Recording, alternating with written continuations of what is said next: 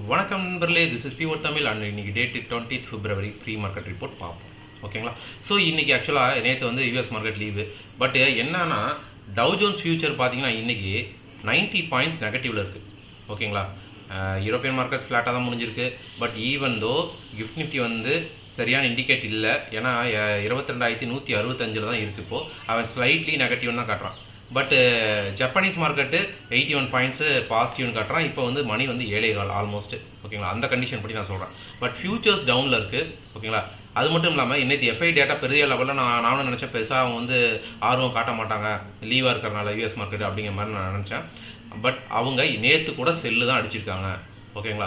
But அந்த selling பார்த்தீங்கன்னா பெருசாக இல்லை, 1000 கோடிக்கு கம்மியாக தான் இருக்குது. அவங்க ஜஸ்ட் என்ன பண்ணுறாங்க, அவங்க வந்து ஒன்றும் ஒரு பிரேக் அவுட்டுக்காகவோ பிரேக் டவுனுக்காகவோ வெயிட் பண்ணுவாங்கன்னு நினைக்கிறேன். அவங்க அது மார்க்கெட் பிரேக் அவுட் ஆகுது அப்படிங்கிற பிரச்சனை, அதாவது மார்க்கெட் பிரேக் அவுட் ஆகுதுங்கிற கண்டிஷனில் மார்க்கெட்டு மேலே மேலே போகும்போது வேணால் பை பண்ணலாம். பட் எகைன் அது கீழே வந்ததுன்னா தென் அவங்க வந்து செல்லிங்கே வந்து ஹெவியாக பண்ணுறதுக்கு வாய்ப்பு இருக்குன்னு தான் நான் நினைக்கிறேன். ஓகேங்களா? இப்போ கூட பாருங்கள், அது மட்டும் இல்லாமல் ஏஷியன் மார்க்கெட்ஸ் எல்லாமே ஃப்ளாட்டு சம் வந்து நெகட்டிவ் அப்படிங்கிற மாதிரி தான் இருக்குது. பட் நம்ம எதுக்கு ஃபாலோ பண்ண போகிறோம்னு தான் பார்க்கணும். ஏன்னா டவ் ஜோன்ஸ் ஃபியூச்சர் இப்போ நான் சொல்லி முடியறதுக்குள்ள பார்த்தீங்கன்னா 111 பாயிண்ட் நெகட்டிவ் ஆயிடுச்சு. ஓகேங்களா? ஓகே, இப்போது அது மட்டும் இல்லை, க்ரூடு கூட பாருங்கள் சின்ஸ் மார்னிங்லேருந்து மேலே போயிட்டுருக்கு. ஓகேங்களா? ஸோ பார்ப்போம், பொறுத்திருந்து பார்ப்போம் என்ன நடக்க போகுது அப்படிங்கிறது. நிஃப்டி பேங்க் நிஃப்டியோட லெவல்ஸ் என்ன அப்படிங்கிறத நம்ம இன்றைக்கி பார்ப்போம். ஓகேங்களா? ஓகே, ஸோ லெவல்ஸை பொறுத்த வரைக்கும் பார்த்தீங்கன்னா நான் என்னோட இதில் ஆல்மோஸ்ட் வந்து 20 EMA கிராஸ் ஓவர் பண்ணி தான் இது க்ளோஸ் ஆகிருக்கு. ஸோ சான்சஸ் ஆஃப் நான் என்ன நினைக்கிறேன்னா அது நடக்கலாம், நடக்காமல் இருக்கலாம், மேபி தான். ஓகேங்களா? ஸோ 22,089, 22,070, 22,017. ஸோ இங்கே வந்து ஃபினிஷ் பண்ண வாய்ப்பு இருக்குது. மார்க்கெட் ஒரு கேப் டவுன் ஆகி ஓப்பன் ஆகலாம். தென் அதுக்கப்புறம் கரெக்டாக மேபி இங்கே சப்போர்ட் எடுக்க ட்ரை பண்ணலாம்.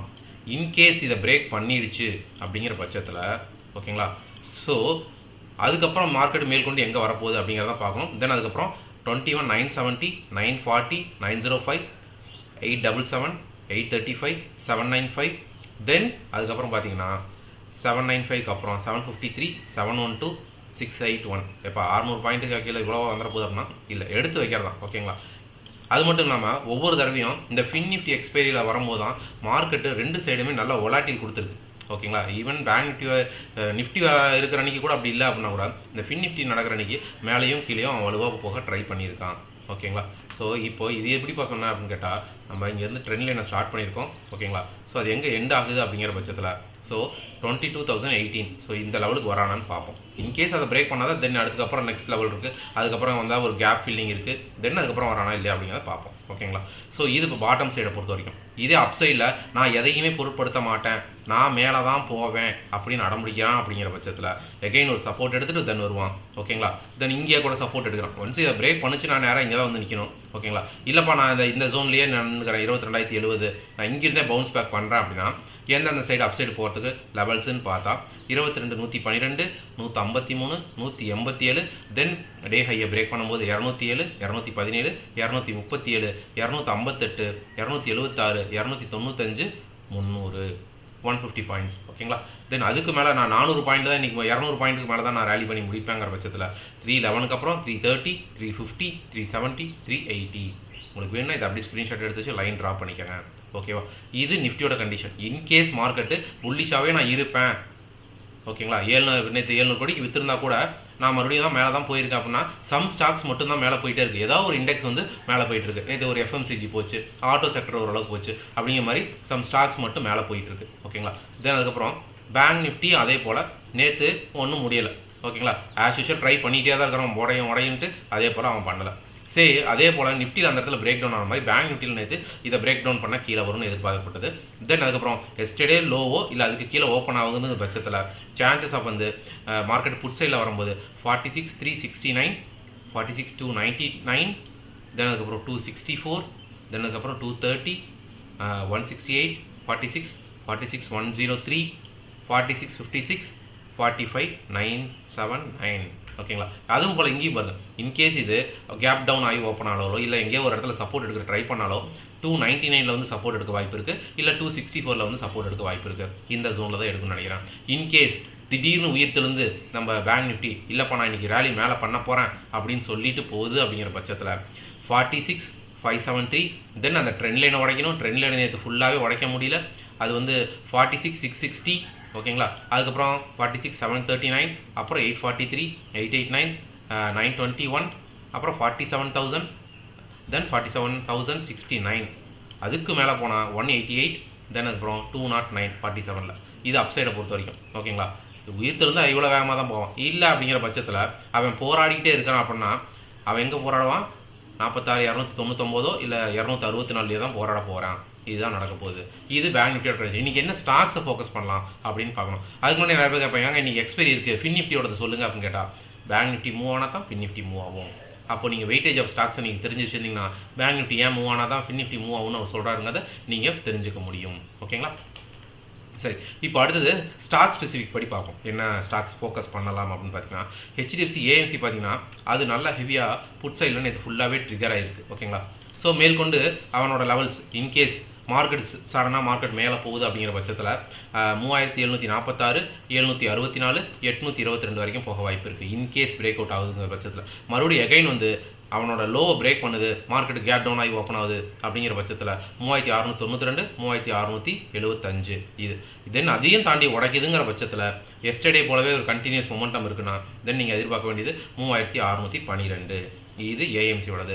அதே போல் ஆட்டோ செக்டர்னு இது ஓரளவுக்கு ரேலி ஆயிருந்துச்சு. நான் எஃப்எம்சிஜி ரேலி ஆயிருந்துன்னு சொன்னால் இங்கே பாருங்கள் செக்டர் வைஸு. ஓகேங்களா, எஃப்எம்சிஜி இது 424 புள்ளிகள் போயிருக்கு, ஓரளவுக்கு நடந்திருக்கு. தென் ஃபார்மா செக்டர் நல்லா போச்சு. தென் அதுக்கப்புறம் எனர்ஜி செக்டரோட வேகம் குறைஞ்சிருச்சு. ஆட்டோ செக்டரில் ஒரு சில ஸ்டாக்ஸ் நல்லா தான் போச்சு இண்டெக்ஸ்.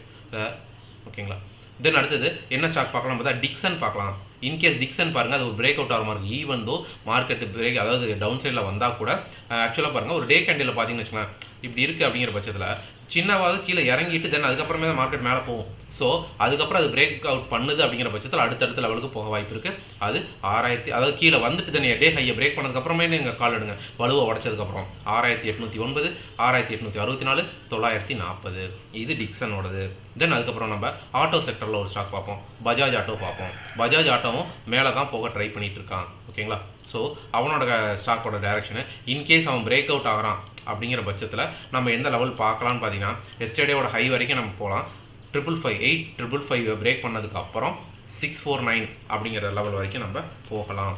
ஓகேங்களா, ஓகே. அடுத்தது இன்னொரு ஸ்டாக் பார்த்துருவோம். அதுக்கப்புறம் என்ன ஸ்டாக் பார்க்கலாங்க? கமின்ஸ் இந்தியா பார்ப்போம்.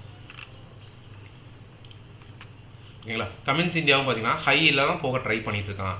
ஈவன் தான் மார்க்கெட்டு கீழே போனால் கூட கொஞ்சம் இறங்கிட்டு தென் அதுக்கப்புறம் பிரேக் அவுட் பண்ணுறாங்கிற பட்சத்தில் 2675 2699, 2731 அது வரைக்கும் நம்ம எதிர்பார்க்கலாம்.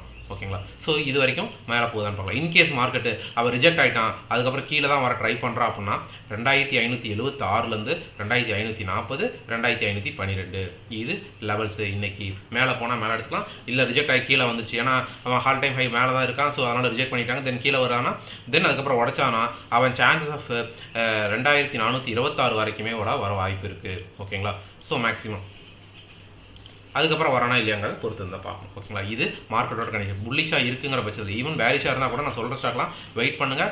ஈவன் தான் கீழே இறங்கிட்டு தென் அதுக்கப்புறம் யூ டர்ன் போடுறானான்னு பாருங்கள். அப்போ வந்து அந்த டே ஹையை பிரேக் பண்ணும்போது அந்த ஸ்டாக் எடுத்திங்கன்னா அது பெட்டர் பெனிஃபிட்டாக இருக்கும். ஓகேங்களா, ஏன்னா எடுத்தோன்னா அப்படியே மார்க்கெட் கண்டினியூவாக போகாது. அதுதான் மார்க்கெட்டோட நியதி. சரிங்க, ஓகே. ஸோ இதுதான் வந்து உங்களுக்கு இதில் தான் டவுட்ஸ் இருந்தால் நீங்கள் வந்து உங்களுக்காளுக்கு வந்து யூடியூப் லைவில் வந்து பாருங்கள். டவுட்ஸ் ஸ்டாக்ஸ் மூவ் ஆகாதாங்கிறத கேளுங்க, நான் சொல்கிறேன். இது ஒரு எஜுகேஷன் பர்பஸ்க்கான வீடியோ. நாங்கள் கிளாஸஸ் எடுத்துகிட்டு இருக்கோம். வேணும்னா நீங்கள் வந்து ஜாயின் பண்ணிக்கலாம். வீக்கெண்ட் கிளாஸஸ் ஜாயின் பண்ணிக்கலாம். வேணும்னா ஃப்ரீ டெலிகிராம் குரூப் இருக்குது, அதுலேயும் உங்களுக்கு வேணும்னா ஜாயின் பண்ணிக்கலாம். இந்த லெவல்ஸ் எல்லாமே அதில் நாங்கள் போட்டிருப்போம். ஓகேங்களா, கால்ஸ் நாங்கள் ப்ரொவைட் பண்ணுறது இல்லை. நன்றி நண்பர்களே, மீண்டும் 9 சந்திப்போம்.